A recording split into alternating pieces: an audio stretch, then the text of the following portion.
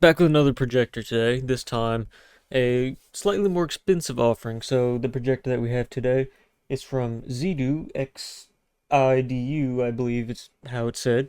So this projector from Xidu goes for about $300 on Amazon. And I reviewed a couple of projectors before. I reviewed the Hap Run one, and then there was a portable one. I forget the name of it, but I'll throw it up on screen. So, this is, I think, the third video I've done on projectors. But with all that being said, this is the Xidu projector. And all things considered, it seems like it's pretty standard. It's a 1080p projector, 60 hertz.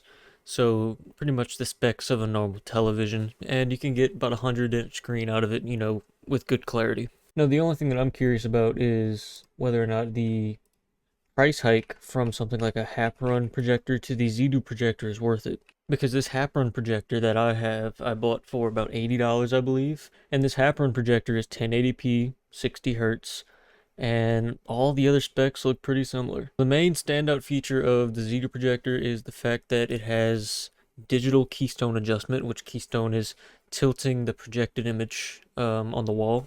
On the Hap-Run, it's manual, so you have to turn an actual dial to adjust the keystone. On the Xidu, it's digital, so you do that through buttons and all that, which is definitely an interesting quirk. I've seen projectors that do it automatically, which also is considered digital, but I don't know if that's worth the extra about $200 price hike. The unit's pretty large, a bunch of ventilation, the actual lens itself, a variety of ports with only one HDMI port. Feel like two minimum would be decent, but you only got one decent sized speaker on the back. I'd say probably about 2 inches. And along the side of the unit, you have your manual focus adjustment. So even though you can change the keystone in the software, you still have to focus it manually. So there's your manual focus. Yeah, so overall, it's nothing that I didn't expect. I mean, it's a projector. It's kind of hard to tell on camera, but this is a fully plastic unit. Everything about it, even though it's kind of looks like a rose gold, like aluminum on camera, it's plastic. But overall, it is pretty large. Pretty much in every single dimension, it's bigger than the Hap-Run projector, which isn't necessarily a bad thing, because I'm pretty sure the advertised brightness and a couple other things are supposed to be a little better, so maybe this is for it to not run as hot. But yeah, that's about all I can say about the unit itself without getting some video feed to it. So, let's set this thing up in front of my projector screen and see how it does. I'll just play out a little bit of Doom since that's what I've been playing recently. So here's Doom 2016. Obviously, lights on. It's a little more washed out, but still visible. If you're watching a TV show, for example, I think that this would be perfectly fine with the lights off.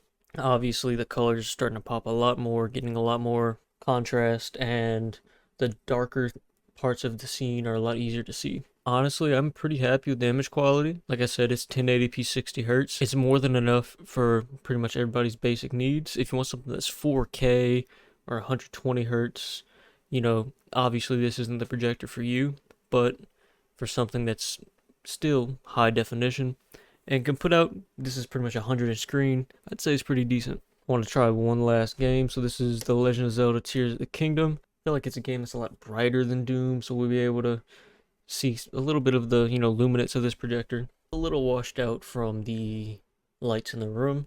Go ahead and cut the lights off. And it honestly is pretty amazing quality for $300. So I've been comparing this horizontally the entire time to, for example, the Hap-Run projector. And obviously it is a lot more expensive than something like the Hap-Run projector. But if you compare it vertically to televisions that are the same price as this, I don't know, you definitely can't get a 100-inch TV 300. I don't know what size TV you could get for 300. So while there's other projectors that might be better value than this is definitely reasonably priced compared to TVs in this price point. Now, I'm not saying it can do everything a TV can do, because more times than not, you're going to have to cut the light off.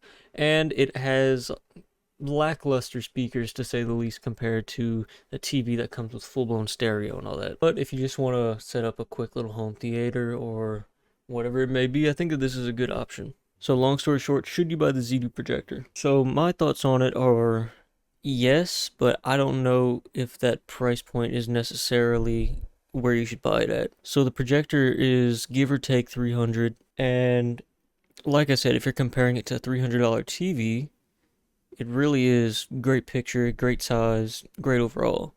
But if you're comparing it to another 1080p projector, such as the Haprun projector, it is a lot more expensive for not many more features. The Xidu is brighter and has digital keystone adjustment, which are both very massive quality of life improvements, but you can get 90% of this projector for a little cheaper from other guys. So basically my consensus is this is an amazing projector. It is definitely better than something like the Haprun, but maybe wait for it to go on sale or for them to do a small price drop. If you have the money and you want a good projector immediately, just go and get the Xidu projector. But in my personal opinion, I think it's just a little expensive. So thank you to Xidu for sending this projector out. All these thoughts are my own, which is why I've been comparing it to the Haprun this entire time.